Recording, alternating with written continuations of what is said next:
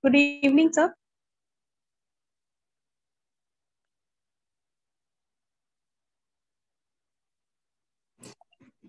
Hello, good evening. Hello, good evening, sir. Good evening, good evening.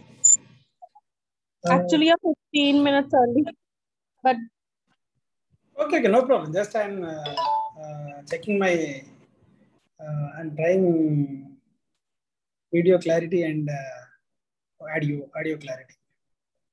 okay, sir. Okay.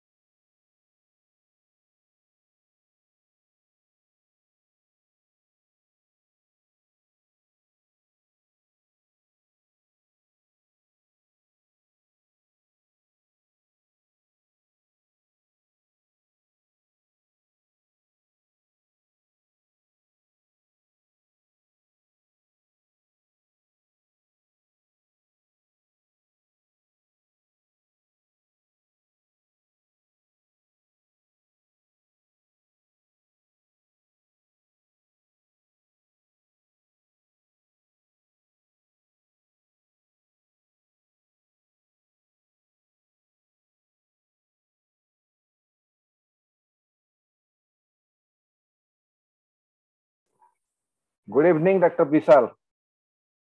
And will be available on our Facebook page. We'll post the link in between the meeting. Next slide, please.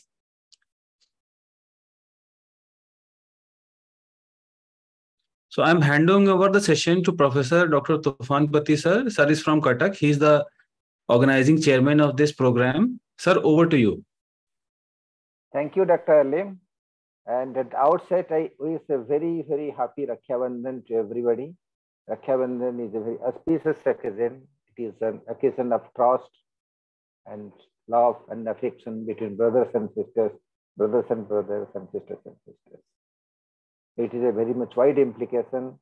Happy Raksha Bandhan to everybody. Now we are on to the 105th episode of this program. Next slide, please, Shreya. Dr. Amrit Patujoshi from Bhubaneswar, professor of psychiatry, and he is EC member of Indian Psychiatric Society and has many laurels to his credit. And he is also the president-elect of IPS Research Bench. And he is our moderator from the very outset, quite vibrant and equally vibrant. Next slide, please. Is Dr. Alim Siddiqui, professor of psychiatry, and he is the current treasurer of Indian Psychiatric Society.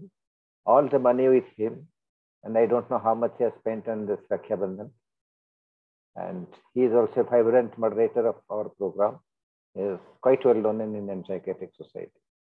Now I have the pleasure to introduce our chairpersons. Please, next slide. Dr. Gyanendra Kumar is the professor of psychiatry and director at Institute of Mental Health, Agra, UP, and professional experiences of 19 years. He had been the treasurer of the IPS Central Zone from 2012 to 2018. He is life fellow member of IPS, life fellow member of Central Psychiatric Society, life fellow member of Indian Association of Geriatric Mental Health, life member of Indian Medical Association. He received the award for best paper in 2012 on the topic and on assessment of neuropsychological sequelae of attempted hanging, and Tara Naidu Award for the topic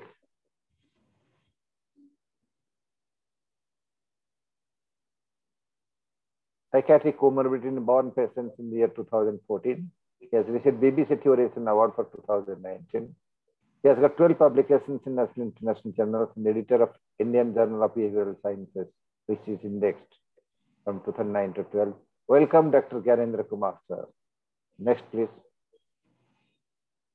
Dr. Vishal Ekula, dear Dr. Vishal Ekula, who is very vibrant, quite conspicuous in IPS, professor and HOD of Psychiatry, Government Medical College, Telangana, convener of IPS Social Media Specialist Section for the year 2022-23, member of Community Awareness Program IPS South Zonal Branch, treasurer of IPS Telangana State Branch for the year 2019-21, convener of Indian Psychiatric Society Public Education Awareness Committee for the 2018-19, 19-20. Is Assistant General Secretary of IPS for 2021 to 2022.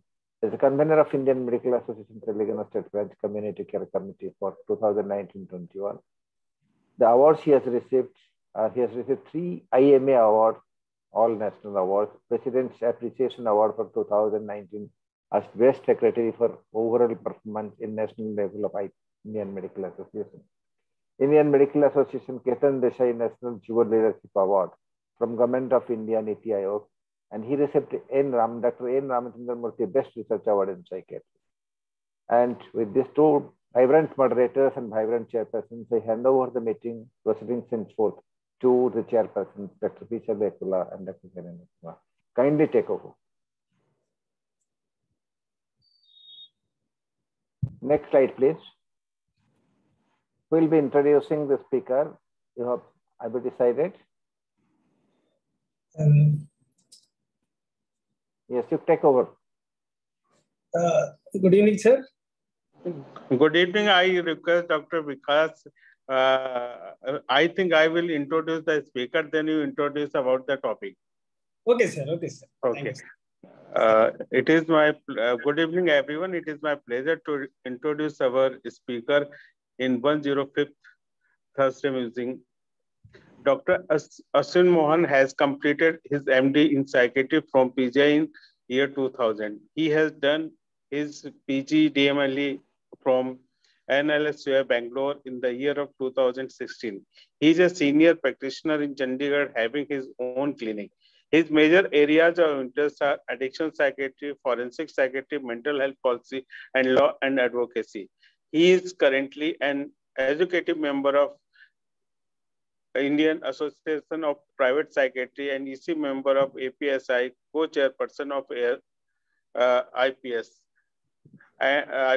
Addiction Psychiatry Specialist Section. So next slide, please. So our speaker, now I request Dr. Akula kindly brief out about the topic, today's topic. Okay, sir. Thank you, sir. Thank you very much. And good evening, all. Respected chairperson of Thursday Musing Series, Dr. Tufan Pati, and moderators, Dr. Alim Siddiqui and Dr. Amrit Patajoshi. And today's chairperson, Dr. Gyanendra Kumar, speaker, Dr. Ashwin Mohan. I am pleased to be a part of Thursday Musing, which celebrated its 100th episode recently. It's a remarkable feat. Thursday Musing is definitely a wonderful initiative which is giving useful insight with the kind of topics they are choosing. Coming to today's topic, psychedelics, transforming psychiatric therapeutics.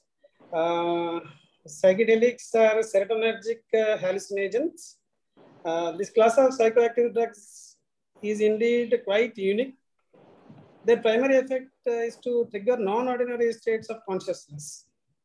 And they are powerful psychoactive substances that alter perception, mood, affect, and numerous cognitive processes often compared to meditative, psychodynamic, transcendental types of alterations of mind.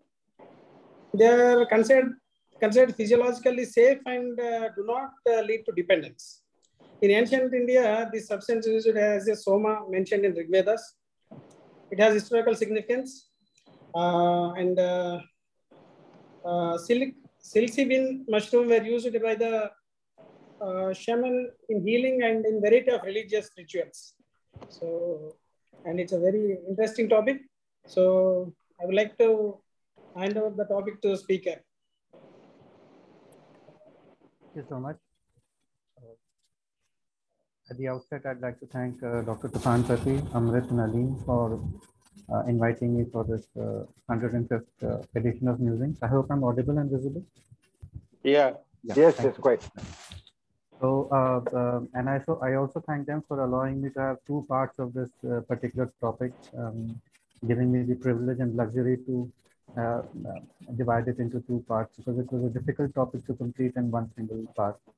The first part was really divided, was this basically discussed on the neurobiology and the basic sciences of psychedelics, while today I'll be discussing more on the treatment aspect. I thank the chairperson for introducing me, and with the permission of the chair, I'd like to start the proceedings.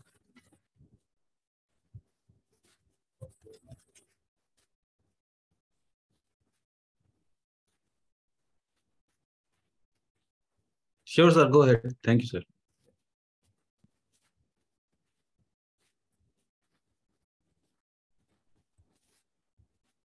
Are the slides visible? Yes. Yes, it is visible. You can make it full screen. Yeah, thank you. So the topic today is psychedelics transforming psychiatric therapeutics, and this is the part 2. I'll be doing a slight recap on with a few slides about for people who missed out on the last edition of this topic, but not too much, unfortunately. So what is the scope of my topic today? Its use in different disorders, its efficacy and effectiveness, the challenges posed by psychedelics, the effects, including the side effects, the ethical challenges, and the future. A few caveats before we start this talk. Psychedelics are really a heterogeneous group of substances. It's like antidepressants or antipsychotics, a very generic group. Despite this rubric under which they are placed, they're actually different molecules having different mechanisms of action, divergent pharmacological profiles, and even their primary underlying neurobiological processes are distinct. So it is very, very difficult to actually discuss each and every molecule. And if I really do that, today's Thursday musings will be Thursday sleepings, because eventually you'll fall asleep after a few slides, a few minutes. So that is not my endeavor today. My endeavor today is actually to provide a general overview of these molecules and where they are useful, how useful they are, and about their effects and side effects, and what are their mode of action. So, understanding that the disorders they treat themselves are heterogeneous. For example, depression and anxiety, there are different depressions, there are different anxieties. So it's very difficult to provide a unifying concept or an integrated view of use of psychedelics in psychiatric disorders, but I'll try to make sure that things are simple. Of course, there are issues of symptom improvement versus syndromal improvement. Unless specified, I will be using psilocybin as a prototype of the psychedelics rather than all the other different molecules such as LSD, MDMA, and such. So just to recap in the next few slides, we have classical psychedelics, which comprise of 3 main chemicals: plant-derived indolamines, phenylalkylamines, and semisynthetic ergolines. Psychedelics induce the psychological effects basically via 5-HT2A receptor activation and modulate neural circuits involved in mood and affective disorders. So the activation of 5-HT2A receptors located in the cortical and subcortical structures are the unifying mechanisms through which psychedelics mediate their behavioral and psychological effects. However, this is extremely simplistic, and as we discussed in the last talk, that there are multiple pathways, secondary pathways, and downstream signaling pathways, including genetic changes which occur because of psychedelics, which can account for long-term symptomatic changes. So this is just a schematic side where we can see the different modes of action of psychedelics and how complex they are. What we must remember, of course, is in general, there are 3 important aspects regarding the mechanism of action of psychedelics. First, and if you remember this slide, this is actually enough for any of the participants or the audience to understand how these work. First is the increase in global connectivity. So when psychedelics act upon the brain, there is an increase in the connectivity of different regions in the brain. Second, there is an increase in entropic brain activity. What this means is that there is an increase in disorderliness and the amount of neuronal activity which takes place in different areas of the brain. And third, there is an increase in single neuron excitability too. So at three levels, right from increasing in the neuron excitability, increasing the actual areas of brain activity, and finally increase in the global brain connectivity. So we must keep these three things in mind while we look at the other slides. So what's the modern history of psychedelics? I mean, last time we discussed about evolution and co-evolution of substances and psychedelics and humans, but this time I'm focusing on the modern history. The modern history of psychedelics began in 1943 when the renowned chemist Alfred Hoffman at Sandoz accidentally discovered LSD while testing alkaloids. And interestingly, the same chemist also isolated psilocybin, another psychedelic, in 1958. So he can be actually considered one of the fathers of modern psychedelic treatments. Sandoz started marketing LSD and psilocybin under the trade names of dialcid and indocybin, respectively, and widely distributed them to neurologists and psychiatrics for investigative and therapeutic research. So you can understand that dialcid and indocybin were actually marketed as medications in the 1940s and 50s and 60s. So as with we already know that cannabis, heroin, cocaine itself were marketed as medications in the early 1900s before they were banned. So you can understand that many of these so-called addictive substances had a lot of medical and medicinal value before some people decided that they were bad for the community. So what happened after the 1940s and 50s? This is one of the opinions of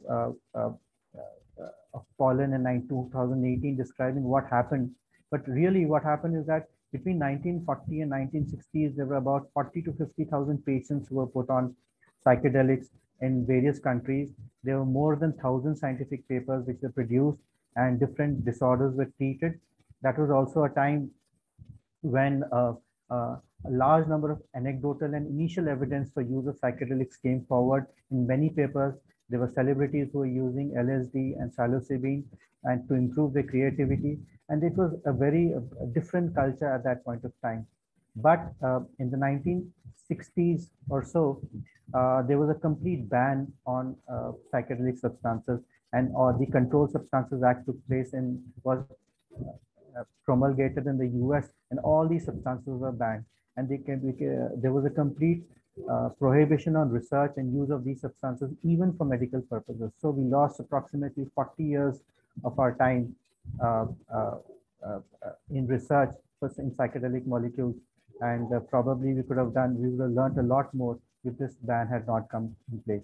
Some people even consider that this was a way to control the public and disallow them. That was a time when the hippie culture was in full bloom. There were people who were using this for perceptual experiences, for creativity. There were celebrities who were using it. Also, there was a very strong anti-war movement which was going on against the Vietnam War and all of that. And some of them, and this kind of a multifaceted use of psychedelics was taking place.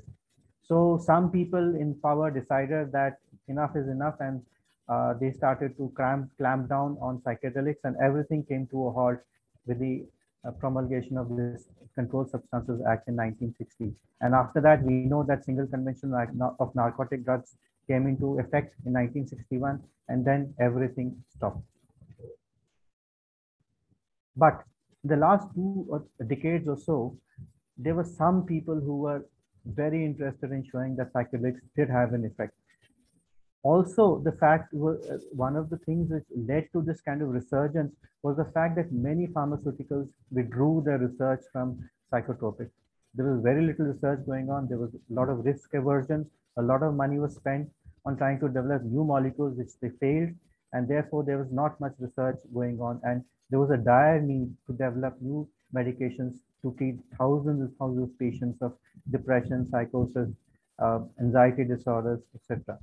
So Roland Griffiths from Johns Hopkins had made one of the first papers in 2006 where he showed that 67% of participants rated high dose psilocybin experience as one of the most meaningful experiences of their life and one of the top 5 meaningful experiences. So which is very, very significant. In another study by the same group, and the sessions which evoked mystical type experiences in 72% of patients resulted in sustained positive changes in attitude, mood, and behavior. This paper in 2006 actually invoked and resurrected psychedelics, I would say. And after 14 months of dosing, this kind of sustained mood changes and sustained positive changes continued. And finally, in September 2020, the Johns Hopkins University built the Center of Psychedelic and Consciousness Research, the first of its kind in the world. So a very interesting history. So what are the effects in healthy normals? Importantly, I have discussed about what the perceptual effects are there and what are the sensory changes are there in the last talk. But importantly, there are no significant associations between lifetime use of classical psychedelics and rate of poor mental health outcomes. No significant association. In fact, they confirm mental health benefits. A population study done in the US with more than 1.3 lakh adults failed to find any evidence for a link between usage of classical psychedelics and mental health problems. And in fact, it has been associated with significantly reduced odds of psychological distress, suicidal planning, and even suicidal attempt likelihood, unlike other illicit drugs. It found increased values of spirituality, creativity, pro-environmental behavior, enduring positive changes. And it was also seen that one of the key mediators for long-term therapeutic gains was the same mystical type experience experienced by so many of the people who have used it. So there were large number of positive changes which were seen on the use of psychedelics. So how does this happen? So we must understand that it's a very subjective experience. It's very complex, it's dynamic, it's multifaceted, and it is very, very difficult to convey in words. It is very difficult to explain that how these altered and affective states affect somebody. There are changes in cognition, there are belief changes, there are social effects and behavioral changes. So how are they mediated? They are mediated with the functional alterations seen in the brain in the areas of emotion, self, social, and sensory processing. This I have discussed last time, and I will not repeat it, but all these 4 domains lead to a potential therapeutic effect. I hope I'm not going too fast. Okay. So now that we see that it has a lot of positive effects in terms of improved psychological mood and in reducing anxiety, increasing openness. So where are these used? Where are these medications used? They're used in different states and conditions, and these all these are not diagnosable conditions. I'm just listing out the conditions or disorders where they have been tried. The first is substance dependence, including alcohol, stimulant, cocaine, tobacco and nicotine dependence, opioid addiction, and cannabis dependence. They have been tried in all of these substance use disorders. They have been used in anxiety disorders, PTSD, GAD, OCD, advanced cancer-related anxiety, psychological distress associated with existential crisis, adjustment disorders, cancer-related depression, PRD, and other kinds of depression, and even in suicidality. As I said, not all of them are diagnosable conditions, but they've been used and tried. As with any kind of drug, in the initial stages, they are used in many, many conditions, and then finally we come to a conclusion of where they're useful and where they're not really useful. So they've been used in cluster headaches, demoralization, whatever it means, dysfunctional social cognition, personality disorders, epilepsy, psychopathy, emotional dysregulation, violence against one's partner, and inflammatory conditions. So multiple uses, transdiagnostic, and a very broad base of use for psychedelics. So coming to individual molecules, and I'm just going to go into brief because of lack of time. Psilocybin is generally well tolerated by healthy volunteers, both in the short and long term. Fatigue and a headache and lack of energy are common adverse effects, but they resolve within the first 2 weeks. What is important is that there is no change in drug-seeking behavior, persisting perception disorders, psychosis, or long-term impairment in function with psilocybin. This is what we are really initially concerned with every single so-called addictive drug is first, whether they're safe, are they well tolerated, and do they lead to addiction or not, which I'll come to in the next section. They've been tried in anxiety, depression, TRD, OCD, and smoking cessation with much usefulness. LSD itself has no serious physiological effects except transient increases in systolic blood pressure and heart rate and temperature. And these symptoms tend to resolve at the end of the experiment and were not life impairing. They have also been used in anxiety and alcohol use disorder and are found to be extremely useful. MDMA has been used in MDMA-assisted psychotherapy, which has been categorized as breakthrough therapy by the FDA, and also the side effects were perceived to be minimal. Its potential is great for those failing other treatments, especially in addition to psychotherapy. Ayahuasca, which is a brew, which is used in indigenous communities, also has wide range of subjective effects, and some psychotic episodes have been documented in people with a personal or family history of mood disorders or psychotic disorders or substance use disorders. Its use has mainly been in treatment-resistant depression. So I'm just going to give one slide, discuss one slide on the use of classic and non-classic psychedelics for substance use disorders. Why am I doing that? See, all of these are controlled substances. They're supposed to be addictive. So can we use these particular substances for treating other substance use disorders? The answer is yes. Actually, some of the greatest users for all these psychedelics have been found because they treat other substance use disorders, which we find are very, very difficult to treat. I mean, take opioids, take alcohol, take cannabis. They're very, very difficult to treat in ordinary clinical practice. But psychedelics offer a new modality of treatment to treat these disorders, considering that they're very, very safe on their own. So LSD, DMT, psilocybin, mescaline, ibogaine, ketamine have all been studied in substance use disorders and are found to be useful. This is very interesting, and I would like my audience to remember this, that every addictive substance is not bad. But we're comparing apples and oranges because of very few studies, and they have used different studies using different methodologies and analysis. The psychotherapeutic interventions themselves have been variable. There are different scales used for anxiety, depression, and the subjective experience scales also have been differently used. So it's very, very difficult to compare the studies and come to a conclusion of as to what their final uses are. But these are the challenges which are faced with every new modality of treatment. But for the benefit of the viewers, I'm just going to discuss about how psychometrical assessment of altered states of consciousness takes place.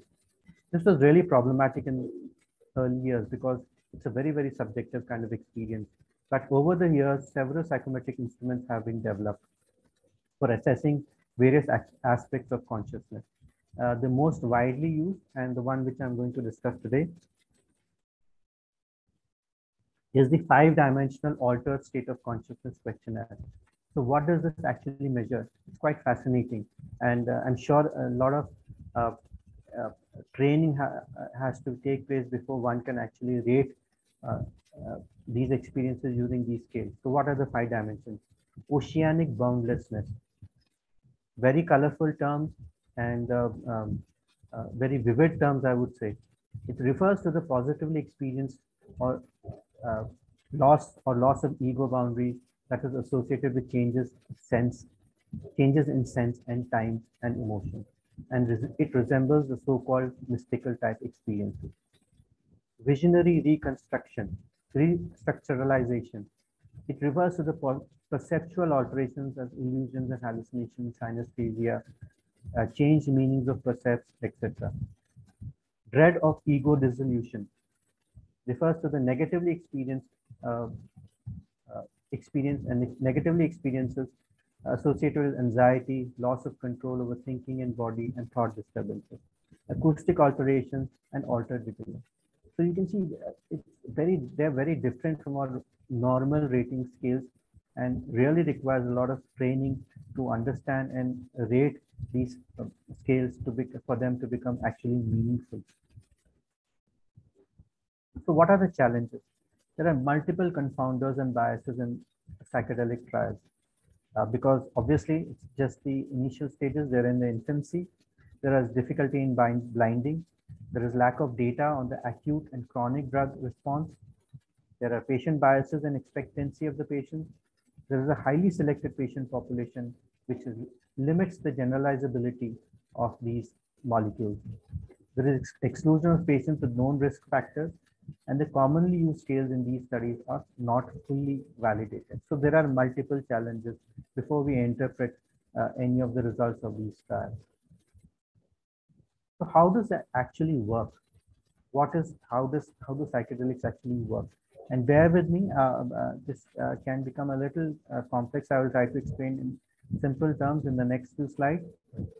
The main method by which psychedelics are used is via psychedelic-assisted psychotherapy.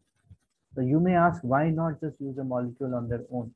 I would still say that there is a lot of skepticism. There are strong regulatory issues. People just don't get psychedelics for simple clinical trials.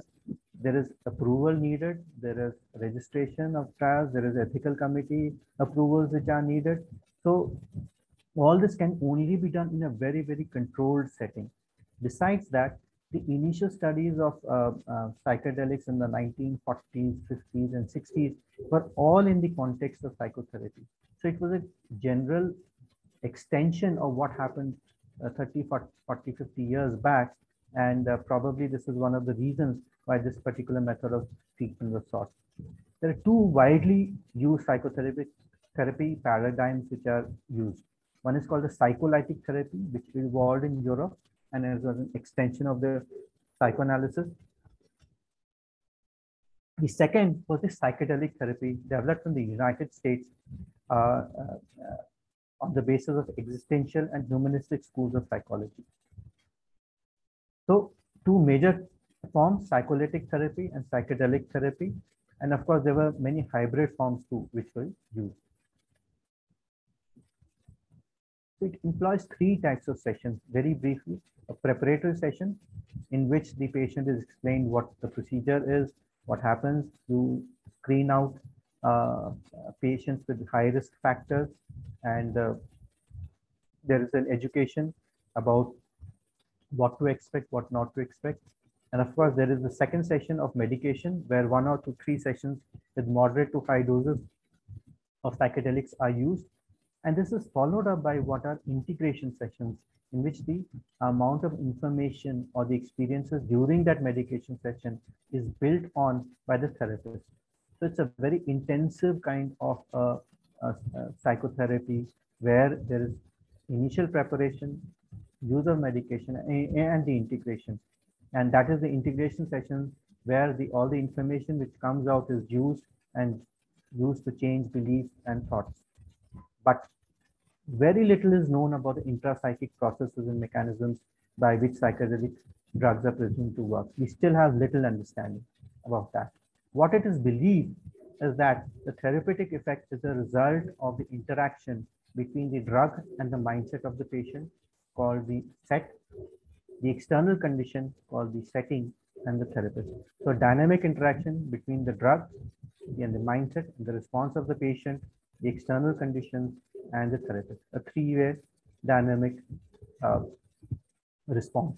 It is unclear, however, whether it is the drug itself, the psychedelic associated psychotherapy experience, or the drug facilitated enhancement in the therapeutic alliance that promotes change. Which of these components is more important and to what extent, we still do not know. So it's a very open question. What works for which kind of patient? It is very difficult to say. So which brings us to some critical questions with regard to these trials. First, are we actually harnessing structural plasticity to treat mental illness? We all know that psychedelics have very strong effects on synaptogenesis, neurogenesis, and genetic expression. So are we really harnessing structural plasticity to treat mental illness, or just the experience is enough? They've been used in broad range of disorders. So what are the possible explanations for the broad therapeutic potential of psychoplastogens? Are the intoxicating effects necessary? Can the intoxicating effects be done away with in future development of these molecules? And will they have the same effect? What are the patient populations best suited for hallucinogenic and non-hallucinogenic drugs? There are, of course, healthcare system issues, availability, cost. Psychotherapy is very, very expensive in the West. What about regulatory issues, supervision, training? And last, but not the least important, how do we democratize access to these medications? How do we make it more widely available?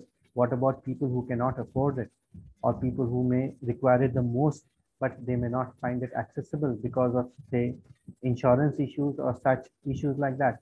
So how do we make it more equitable? These are very, very critical questions yet to be answered with regard to psychedelics. There is one model which is proposed, and bear with me, it's a very it's a little difficult model, but I'll try to simplify it, and I would request my viewers to just probably bear with me, and for even if they don't understand certain aspects. There is what is called as a robust model, robust standing for relaxed belief under psychedelics. It is based on two formulations of brain function. One is called the free energy principle. What is the free energy principle? It is a unified description of behavior of living systems that explains the development, process, and behavior, and that inherent tendency to resist disorder. So, with a lot of sensory input which keeps coming externally and internally, our brains try to resist the chaos which can occur. So it develops its own mechanisms to reduce the uncertainty, and therefore it tries to develop certain protocols on its own automatically to resist this kind of a disorder. Otherwise, it would be completely chaotic and impossible for an organism to function. And therefore, the brain itself develops a hierarchical predictive coding, whereby it assigns certain importance to certain beliefs, certain thoughts, and certain emotions, while reducing the importance of certain others. This is a very automatic and dynamic principle which keeps going on in our brain. The second thing which is important, the second formulation, is the entropic brain hypothesis. Sorry for the typo, but what does this do? Entropy means disorder. So the brain tries to reduce the disorder as, again, depending on the sensory inputs that it keeps getting. So what do psychedelics do? And the entropic brain measures the uncertainty of neuronal fluctuations. So the neuronal activity keeps continuing along with the microcircuits and the macrocircuits, and the brain tries to control these using its own mechanism. But what psychedelics does is they increase both of these things. So they increase in the sensory input, they also increase the disorder in the brain. So under normal circumstances,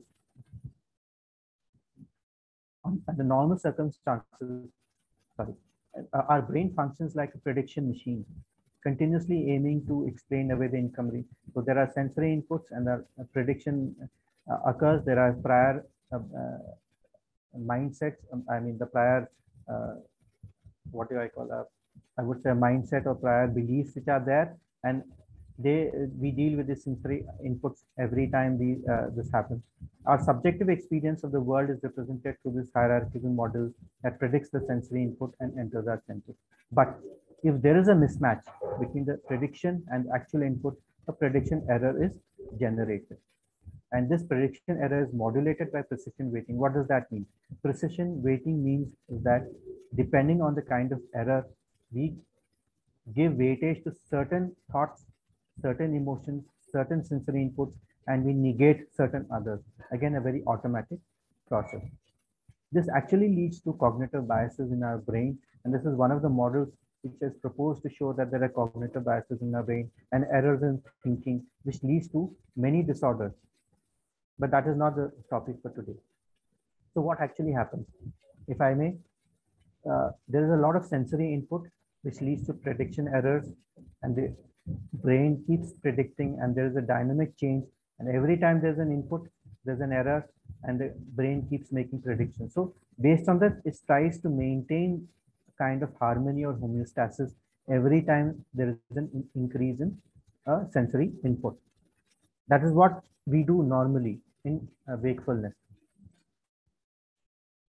What also we have to understand that there is a top-down control of all of these issues from cortical areas, while the bottom down through the thalamus usually there is a feed forward of information. There's a lot of information which goes up, and there's a lot of feedback which comes down, and we try to control the inputs and sensory inputs from within and outside, and we try to make sure that there is no chaos, and we are able to use inputs which are useful to us and negate inputs which are not useful to us. This is what happens, and if we pay attention to every single sensory input which comes in us, it will become impossible to really live, and the homeostasis will be disturbed.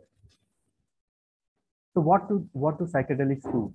They promote excessive excitability in neurons that encode these beliefs. So there is increase in disorder. Under psychedelics, one can do, I hope I'm being clear, but we can discuss during the question answer session.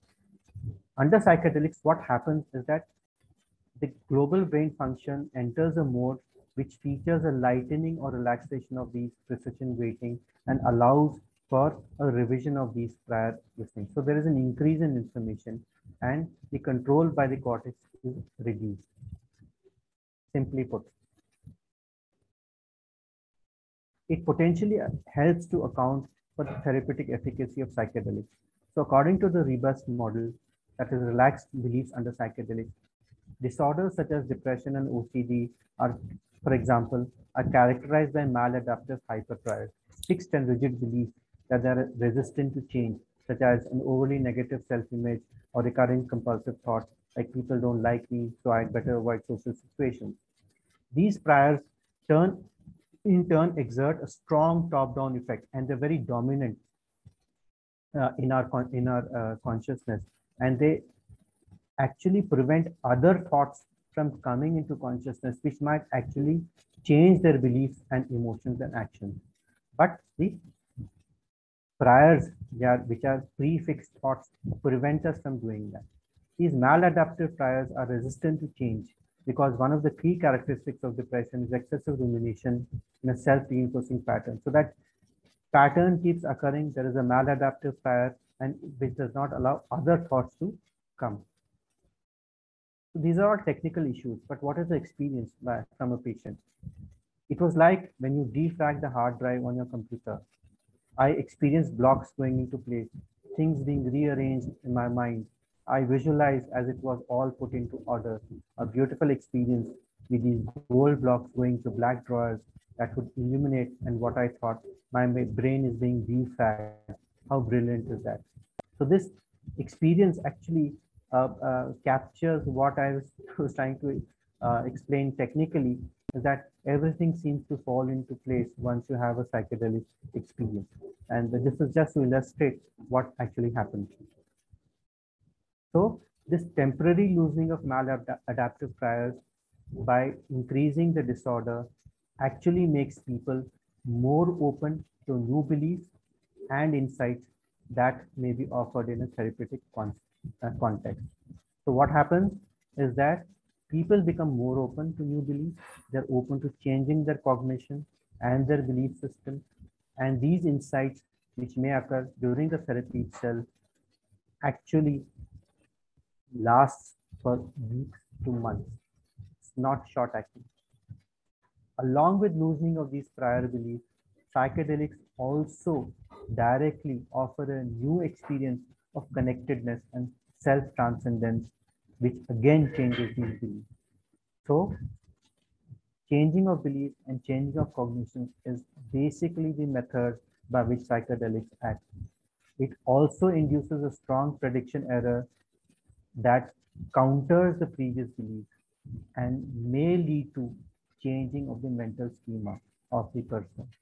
So it's not just about changing the initial or beliefs or thoughts, but it may actually change the mental schema of the patient. And this is how the proposed model of psychedelics works. Psychedelics have also been used to treat autoimmune conditions. This is one of, I just mentioned this because this is one of the most promising areas for research in the future. And they have multiple anti-inflammatory immunomodulatory effects, which I discussed in my part 1 of my talk. And I won't go into detail, but what the authors suggest is that it appears that psychedelics may potentially offer an efficacious strategy for relieving and perhaps even resolving autoimmunity by targeting psychospiritual origins, maladaptive chronic stress responses, inflammatory pathways, immune modulation, and even enteric microbiome populations. What we don't understand now, or what we don't know, is that psychedelics affect even the microbiome population, the gut microbiome, which affects our, which modulates our psychological disorders.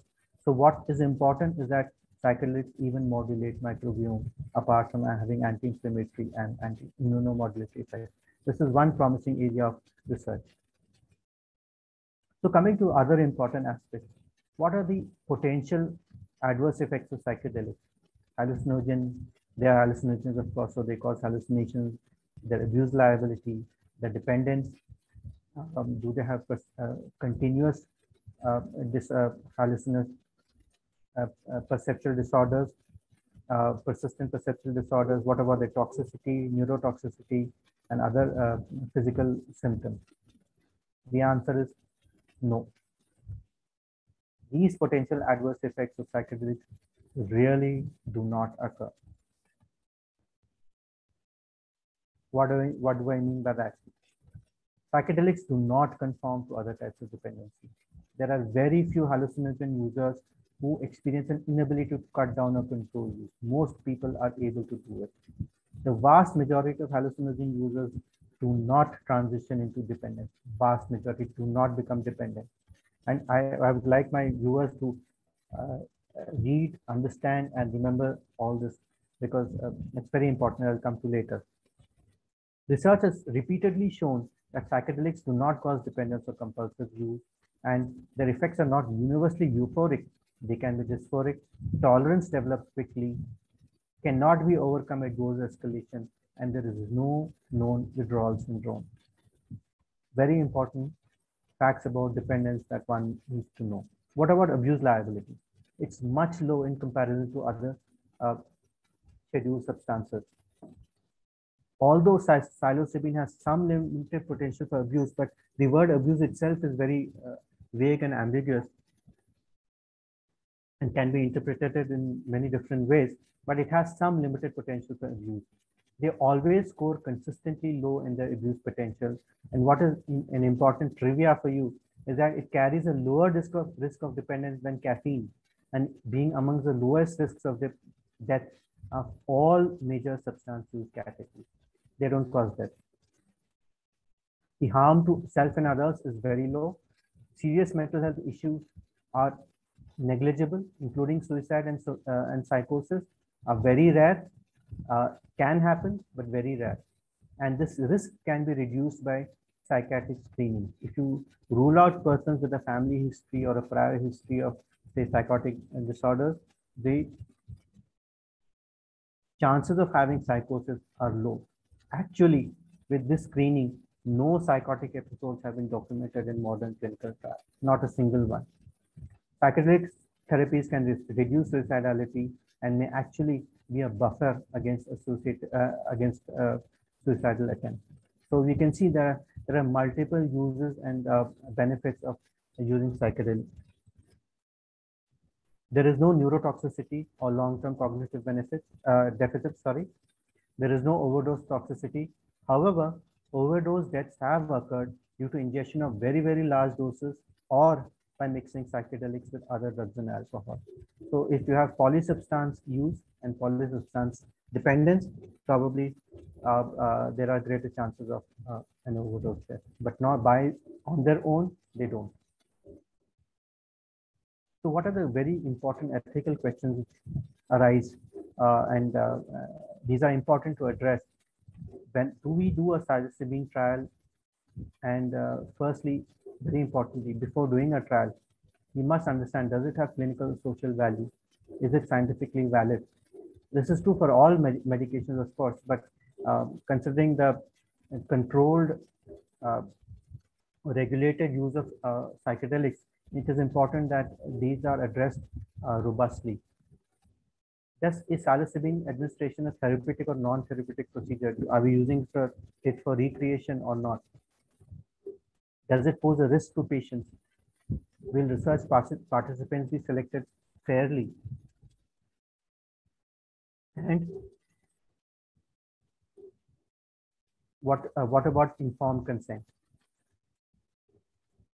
So why is all this important? You see, any psychedelic trial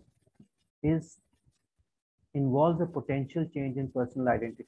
There are experiences which are there, and it changes the person identity at that point of time. There is a compromised sense of self. There is a potential loss of autonomy. There are then concerns regarding informed consent, whether you have the capacity to provide consent or not. And of course, issues of safety. There are larger issues of decriminalization, implications of increased recreational use if you make it more widely available, and issues of justice and fairness of how it is available, to whom it is available, etc. So these are very important ethical questions which are yet to be answered. I just have a few more slides and then I'll finish. I think just a couple of slides. So what are the take-home messages? I'm trying to keep it simple, not like the image where the guy is carrying about 50 books, just to make it very, very simple. Psychedelics are promising. Early support for therapeutic effects, adjunct to psychotherapy for mood disorders and addictions. There are apparent long-lasting effects for weeks to months after single intervention. This is in complete contrast to our current medication regimens, where we have to administer medications daily for weeks to months to see their effect. So this is completely different. The nature of psychedelic experiences is predictive of mid-term and long-term treatment outcomes. So the experience itself is important. The experience is only one part of the whole treatment process, but it is extremely important. Despite the promising efficacy and safety results, evidence is still preliminary. We must not jump the gun and say that, throw caution to the wind and say that we have to use it in all conditions. No, it is still preliminary, and only about 15 years have gone by whereby we have been able to use them in different trials. So there is still time for us to come to very robust conclusions. Additional evidence from ongoing and future large-scale control studies with placebo or comparator conditions and multiple doses will allow for firmer conclusions. So this is what we have as initial evidence, very promising evidence, but still some time to go. So I'll end with my quote from my last presentation. Your assumptions are your windows on the world. Scrub them off once in a while or the light won't come in. As I said last time, and I'll reiterate, we need to remove our biases, our prejudices, and we need to accept treatments which are not ordinarily acceptable because of our own prejudices regarding these substances, of course, which are controlled. And this slide has the iconic figures and the pioneers who have worked tirelessly in the field of psychedelic research, and we owe a great gratitude to them, and it's a tribute to them for bringing us today where we can actually think of using these medications. Thank you so much.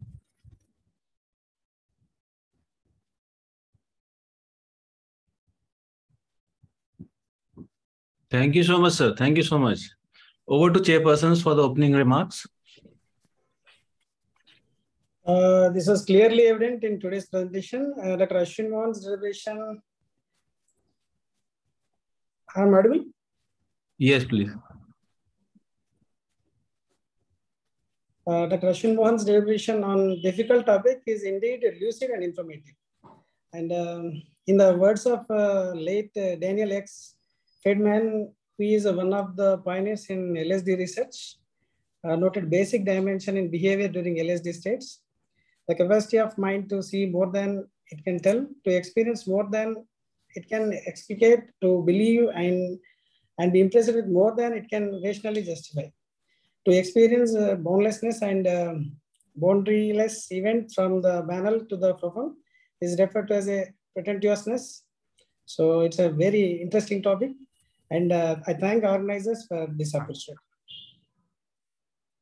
Yes, it is very interesting talk and new talk. Dr. Akula has presented very nicely and wonderful. I also experienced about ketamine effect. I will share my some views, personal views. In 2000, I have gone for the abscess tennis in ketamine effect. Once I came out ketamine effect, I feel a lot of euphoric mood, and this continued over 3-4 days. So that time I think, why not giving the I become totally stress free for 3-4 days. So in my mind, I think it will be due to ketamine. I ask sometimes referral patient come from the surgery side with depression. So I ask my anesthesia, why not give the ketamine to the these patients? So as well, they surgically and depression also improved with these medicines.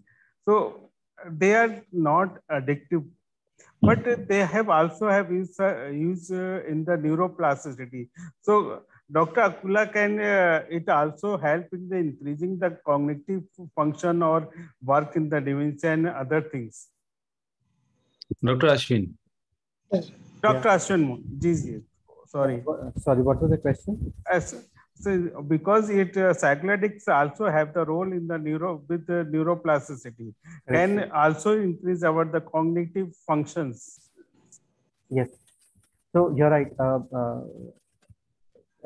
Psychedelics have a strong role in synaptogenesis, neurogenesis, synaptic plasticity, and unfortunately, I think I had discussed this in my last presentation, in part 1 of the presentation. So there is no doubt about that. They affect all of these areas and are responsible for some of the longer term effects of these medications. So there is no doubt about that. So yes, with regard to cognition, there is no doubt that it changes cognitive beliefs. Now, they have also been used by healthy volunteers to improve their attention, their concentration, their creativity, their ability to do tasks. So this has been used, and this is not just an experiential account by many people who use it recreationally, but also in trials in healthy volunteers and in people who have certain psychiatric disorders. So this is one promising area where it can be used.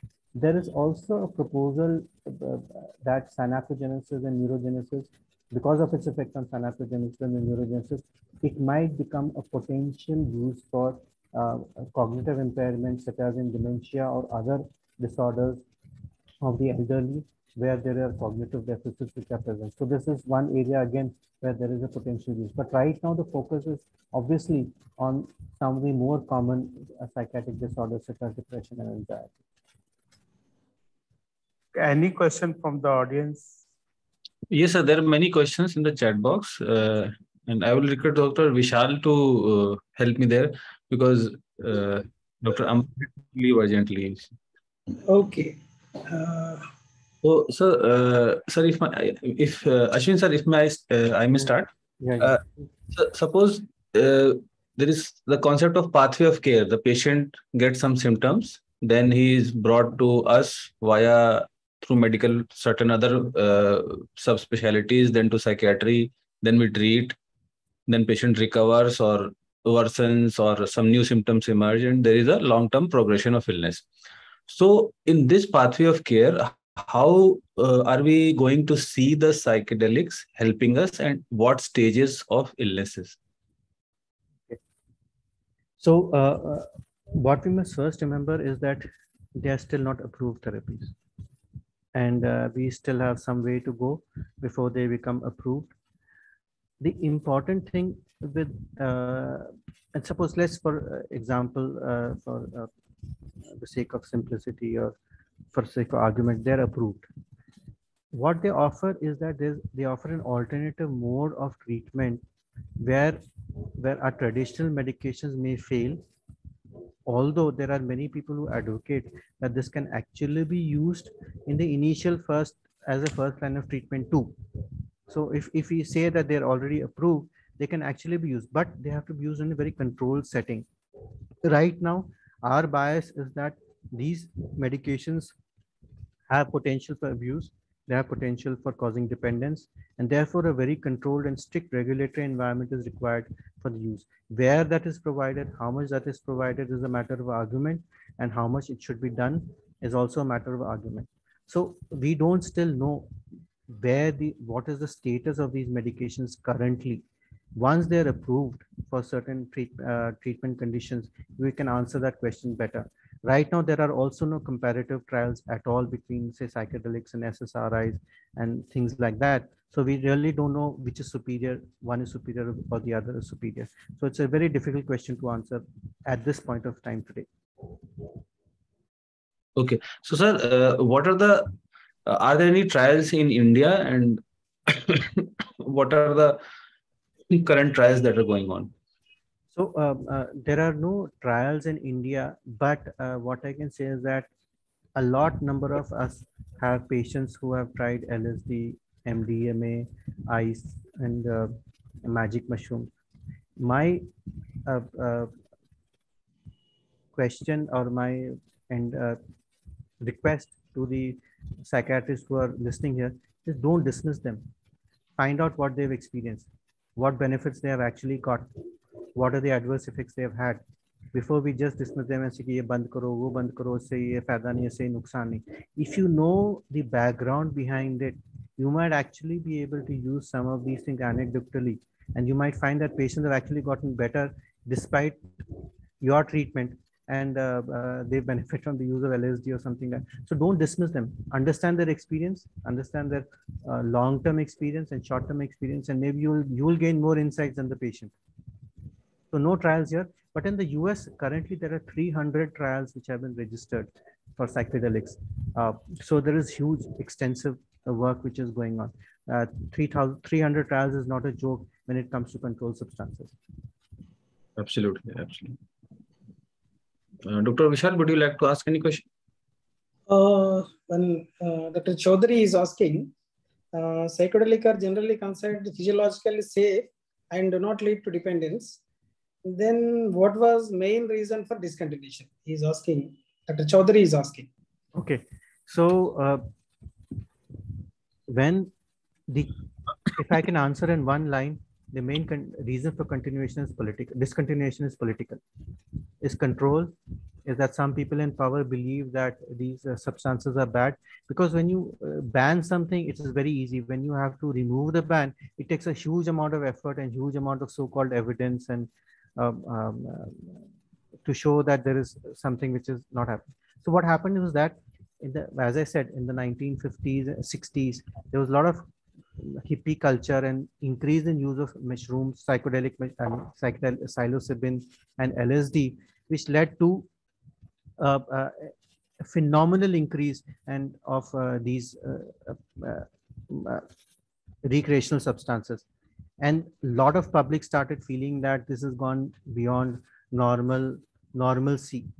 Plus, there was an anti-war movement which was going on, and a lot of these hippie culture people who are involved in this started going into demonstrations and having anti-war movements and holding placards against these politicians.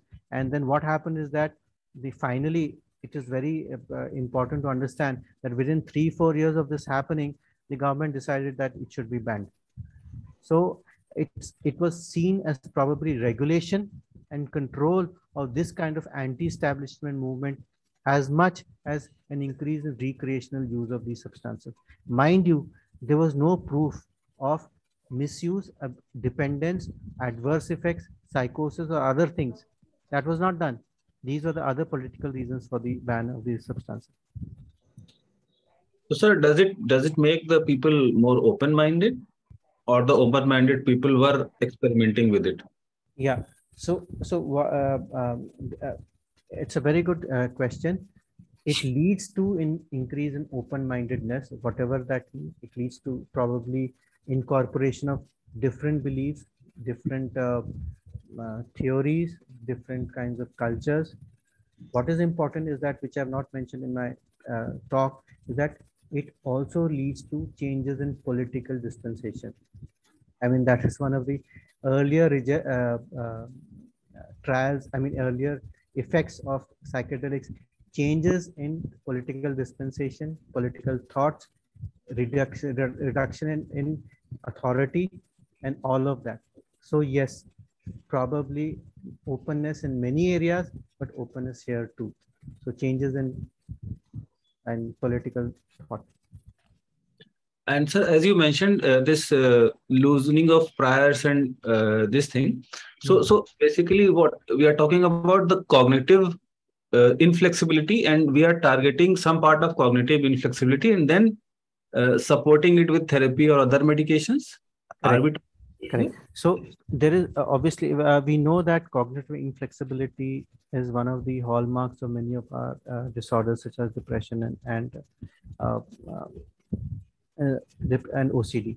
So what happens is that because of the cognitive inflexibility, our priors prevent us from being open or evaluating other thoughts. So what psychedelics disrupt this kind of thought process. It allows for more sensory information, internal and external, more open evaluation of these thoughts, and it leads to a probability of change in beliefs in the context of psychotherapy. So it needs to be built up. We still don't know that if we don't do psychotherapy, will the thoughts will continue to change or not. We still don't know that. But in the context of therapy, it has shown great promise. It has shown that and these thought changes and belief changes are longer lasting as compared to, say, SSRI or just therapy alone.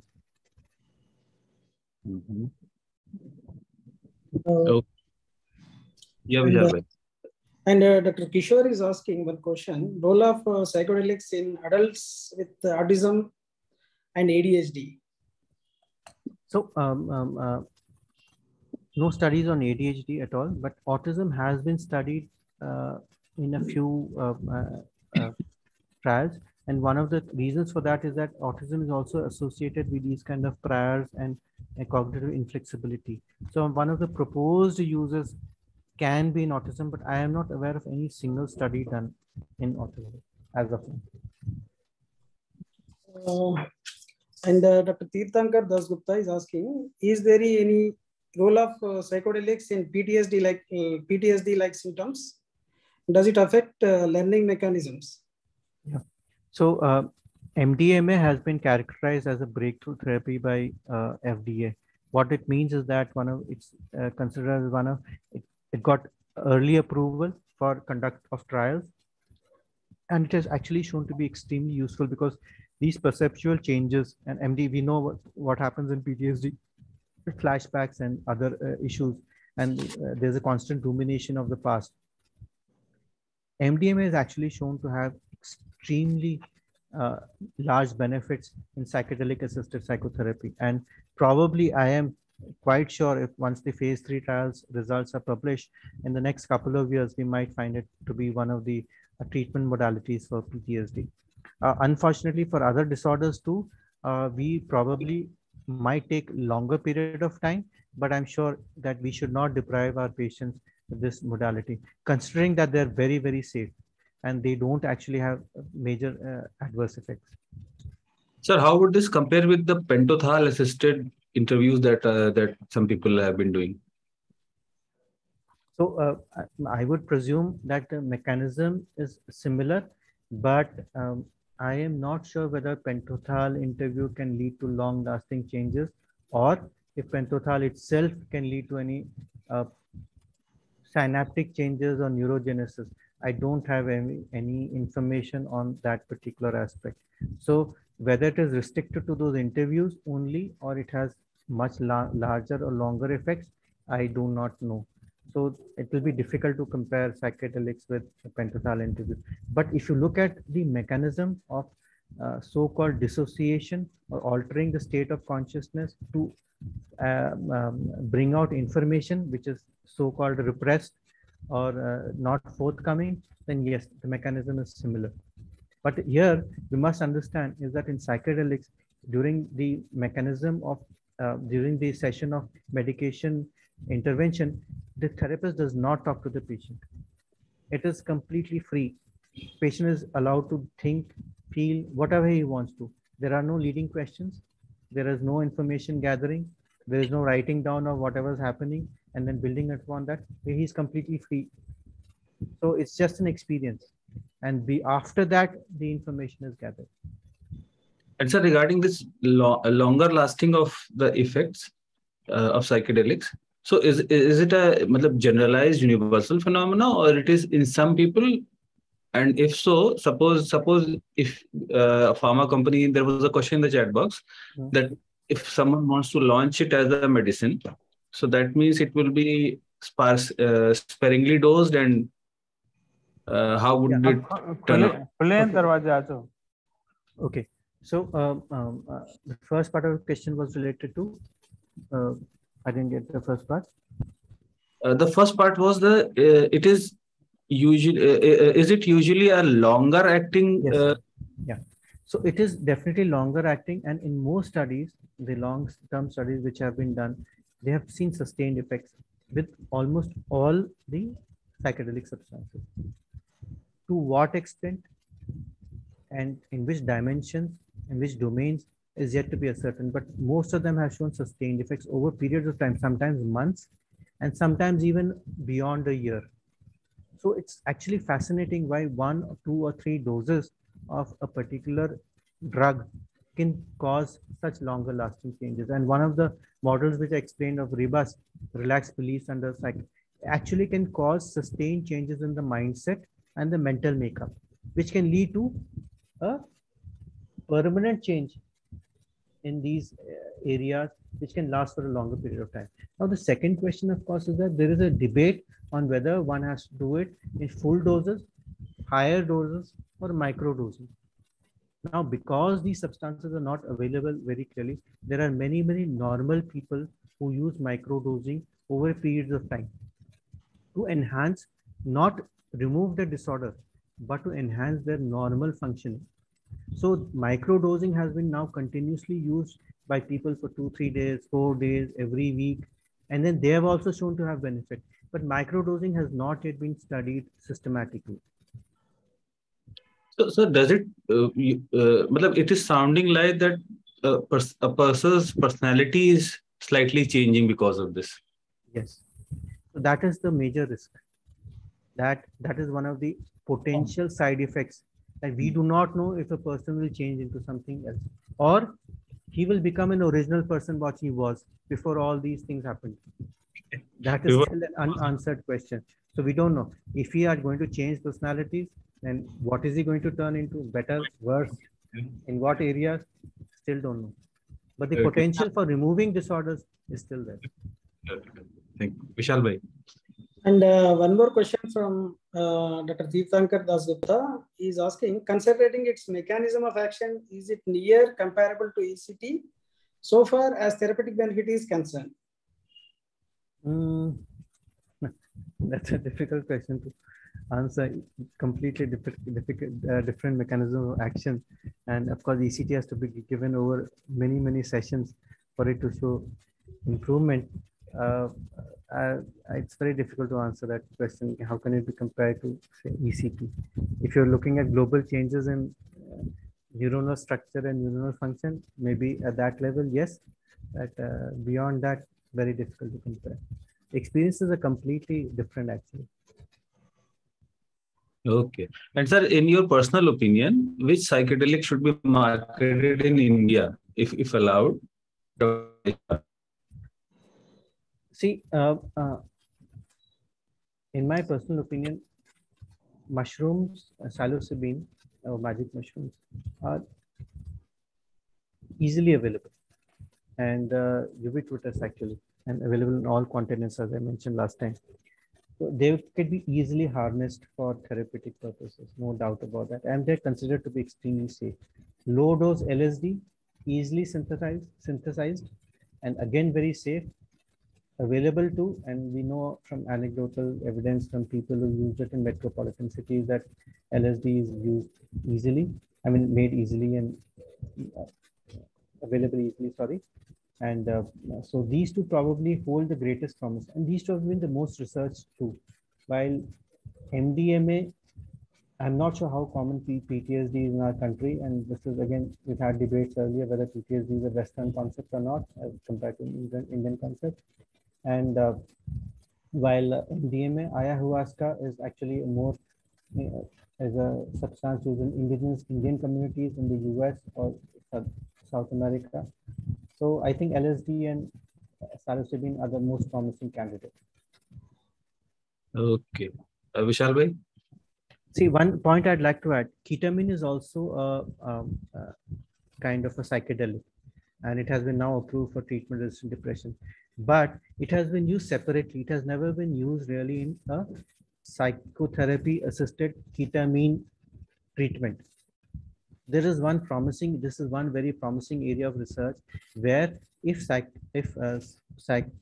psychotherapy-assisted ketamine treatment can be brought and used and shown to be benefit, it can really be used in a wider setting because ketamine is easily available and is already an approved medication for many conditions. So I think this is one, again, an area of research for the future. And one more question, RJ.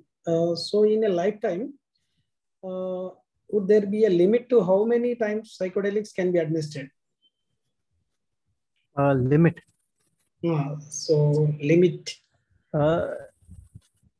अभी यही नहीं पता है कि कितनी बार use करना है, तो लिमिट डिसाइड करना बहुत मुश्किल काम है.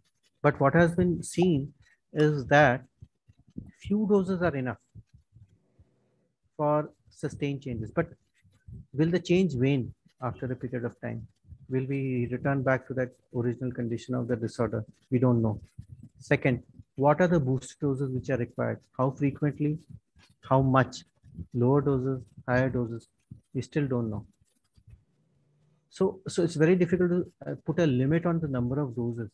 Right now, even 3-4 doses have been used. There have been studies in which only 2 doses or 1 dose has been used, and they've shown improvement for 1 or 2 months or beyond that. So it's very difficult to put a cap on the number of doses. And one more question from Dr. Rajesh. Does psilocybin use leads to dependence? Okay, the potential of dependence is very low. It can never be zero. There will always be people who will become dependent, as for any person who is vulnerable to getting dependent on any substance, whether it be coffee, whether it be tea, whether it be sugar, whether it be salt. I mean, I'm just generalizing here. But the point I wanted to stress is that vulnerable people will be dependent, but the potential of dependence is extremely low, which I've already mentioned in the slides in detail. And I wanted to highlight this importantly. Sir, the use in recreational purpose and the use in medical purpose, the doses are different? And how much is the... You see, that's a good question. I'll tell you why. In a trial setting, there is complete regulation and a controlled condition. So you have full information on the dose which is to be used and how much it is to be used. In a recreational setting, we don't know. What is the exact dose or how much is it? Is it impure? Is it mixed with other substances or not? We still don't know. We don't know what is the exact amount, but what is seen is that in trials, low, middle, and high dose, all three can be used. While in for recreational use, it is completely variable. We don't know. But generally speaking, they are lower doses. They are enough to give you a little high euphoria, have an experience, but not enough to cause you full-fledged hallucinatory kind of an experience, which we rarely see too. So I'm not sure whether people supplying these kind of substances actually put very high doses. They usually cut it with other substances. And one more question from Dr. Ishita. Considering how psychedelics are administered in hardly 1 to 3 doses, how will the pharmaceutical companies incorporate this in the current system while being affordable for Indians? So I don't know about what is the cost for developing and marketing a particular psychedelic. I have no idea. But it is not the cost of the medication which is important here. It is the cost of the therapy and the therapist. So that is the limiting factor in the West currently. So unless we are able to develop a model whereby only the medication is used without the need of a trained therapist or a controlled setting, whereby you're put in a room and you have to listen to music and put in a relaxed condition, which is all resource intensive and time consuming. If that is not required, then the production of psychedelic itself is not be expensive at all. But committing to the commercial aspects, looking at the number of people who might need it, even if you require 1 or 2 or 3 doses, irrespective of that, the number of people who might benefit from it, it would make commercial sense for pharmaceuticals to actually market this product. But only if psychotherapy is not required. Otherwise, it will be restricted to very few people who are trained. Okay, sir, and it's used in resistant cases. So what sort of treatment resistance could it be useful? So treatment-resistant depression, treatment-resistant OCD, and also there are certain refractory conditions of addictions where people have not shown benefit in other areas. These are the basic 3 areas where it has been used really. From what I have read about the trials, in many of these people, they have already taken antidepressants. Some of them have already taken antidepressants, but they have to be weaned off the antidepressants first before starting this trial. And one of the reasons is that the SSRIs tend to downregulate the 5-HT2A receptors. So once there's downregulation of 5-HT2A receptors, the actual efficacy of psychedelics tends to reduce. So it is by necessity that we have to reduce and stop the antidepressants currently. So they have been tried here. So this is the initial phase. So generally what happens is we try it out in certain resistant cases, or they're not responding to other cases before we go on to generalize it to other conditions where it can be used as a first or second line treatment. Okay. Sir, I think... Dr. Alim, I want to make some comment, or what is the legal? Most of the psychedelics are banned in most of the countries. What are the legal issues? We are using ketamine. It's okay. It is available in not legalized in India for as an anesthetic agent. But still, most of the LSD and other molecules, they are not legalized. So it is very difficult to keep the trial and other things. And these drugs are also banned in the other countries. So you're right. They're banned and they're so-called illicit substances. What we must understand here primarily, and very important to understand, is that all these substances are permitted to be used for medical and scientific purposes. They are permitted. There is not an outright or complete ban. If there is enough proof to show that a medication or any particular drug, drug is useful for particular condition, it can be used. The problem is not that. The problem is getting an approval for that use. So once it is shown to be useful, you still have to go and get approval. Once you get approval, the barriers don't stop there. The barriers are procuring that substance, storing it, using it, dispensing it, maintaining a register or kind of a record for how do you use that substance. All of that is required. It's very, very cumbersome. And currently, the legal framework is such that if someone suspects you, they can actually put you in jail without any proof. So how do you deal with all of that? It's very, very difficult. Ketamine by itself is an approved drug already for last 30 years or so. As an anesthetic, of course, not as an antidepressant. And still in India, it's still not approved as an antidepressant, only as an off-label use. But it has been an approved drug. So despite it being, say, in our country and in NDPS Act or a Schedule X substance, which is regulated very strictly, it is still being used in hospitals. So nothing prevents us from using it at all, unless we are able to demonstrate that we are using it for therapeutic purposes and not diverting it or using it for recreational purposes. So there's nothing which stops us. Paresh has shared his experience with ketamine. He was given for a minor surgery. Paresh sir, would you like to unmute and make your comment? You have to unmute yourself, sir.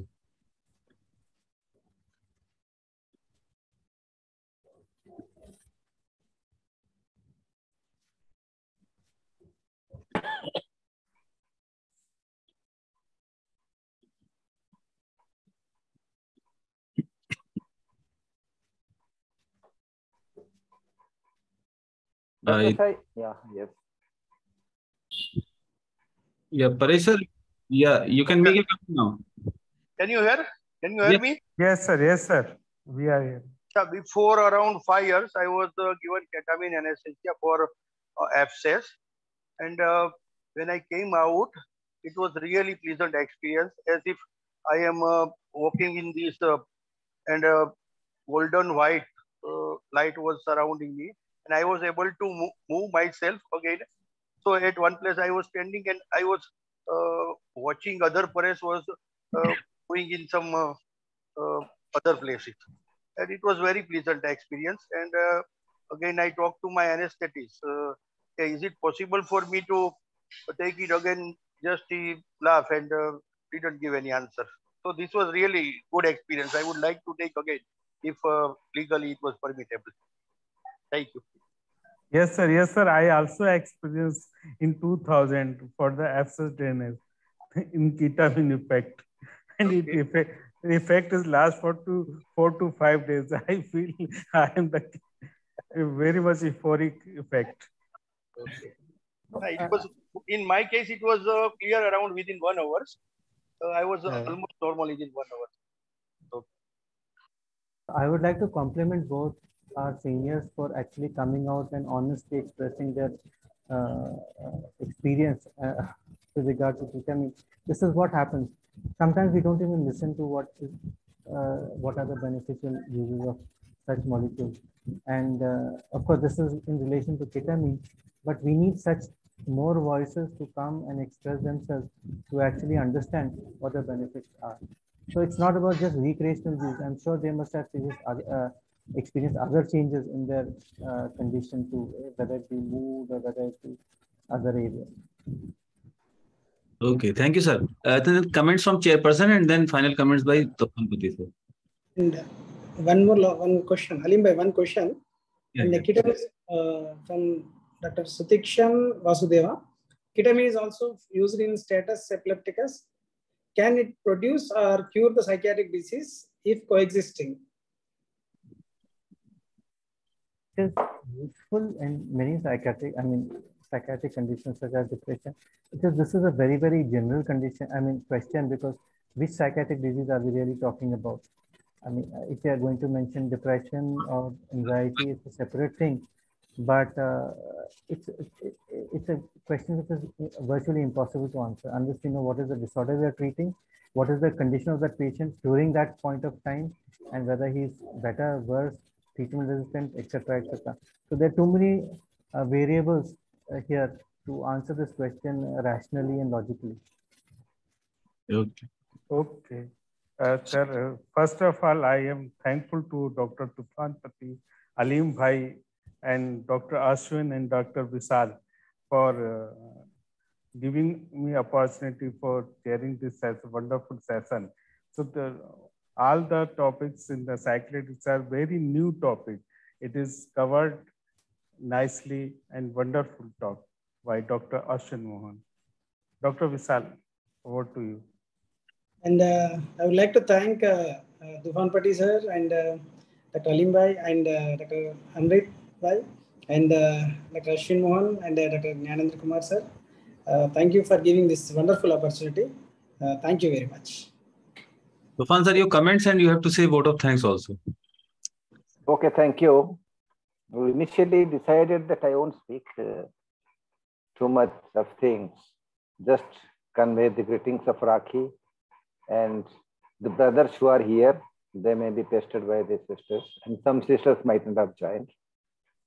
And this is the second innings. In cricket, there is no third innings. Maybe in this case, there can be a third innings. But this convincing lecture is thought-provoking, and I have got 3 thoughts to share with you. Number one, this mechanism of psychedelic-induced change in mindset can very well be used to change the belief system of a person, to create a terrorist, to change religious obligation. That can be done. This can be a potential danger. One, you can answer one by one. And the state of transcendence that a person achieves, it has a genetic determinant, as it has been revealed by Robert Kroninger, who propounded the theory of transcendence genes. And is it possible that the effect of psychedelics vary from person to person, which can have a genetic determination? One third thing that comes to my mind is that psychedelics, forget about drugs. I know, most of us know who are close to tribals, it is being used in many tribal communities as a concoction. And if it has got some effect in their mental states, one can do a study where these limitations are able to compare what is the difference between the overall mental health of that population and a comparable population. These are the 3 thoughts came to me, inspired by your talk, Dr. Mohan. Thank you, sir. Thank you, sir. Yeah. Thank you, sir. Over to Dr. Alim. Dr. Mohan, are you going to? Yeah, yes, sorry. Thank you so much for the belief. Dr. Tufan Pati and Ali Amrit. First of all, for allowing me to have 2 parts. I think it's a luxury and it's a great opportunity. It's a relatively difficult topic, I would say, because most people are not aware of this class of medications. But I'm really, really thankful for this opportunity, and I'm grateful that I hope I've been able to do justice and at least educate the viewers about the true picture of what these kind of so-called addictive drugs are. And I keep saying that, and Ali might get angry at me, Amrit might get angry that I keep harping on the same thing every time. But no amount of emphasis is enough, I would say that, because it's very difficult to remove the biases. And only when we do, we will accept many new modalities of treatment and we can do justice to our patients. So I thank the organizers for this opportunity, and I hope to be back sometime in the future, maybe episode number 500 or something. Okay. I thank on behalf of Indian Psychiatric Society in Odisha State Branch, our esteemed speaker, Dr. Ashwin Mohan, the chairpersons, Dr. Jnanendra Kumar and Dr. Vishal Ekula, and one of us, our moderator, Dr. Alim Siddiqui, and who was late, Dr. Amit Patusi, and the total Thursday Musing team, as well as Trance Pharmaceuticals, which has organized and given us this platform all these years. Thanks, everybody. Good night. Proceed on with your Rakhi. Thank you. Thank you, sir. Thank you, sir. Good night. Sir. Night. Thank you so much. Happy Raksha Bandhan. Thank you. Thank you. Everyone. We can close the meeting now. Who is the host now? I think Shreya is the host.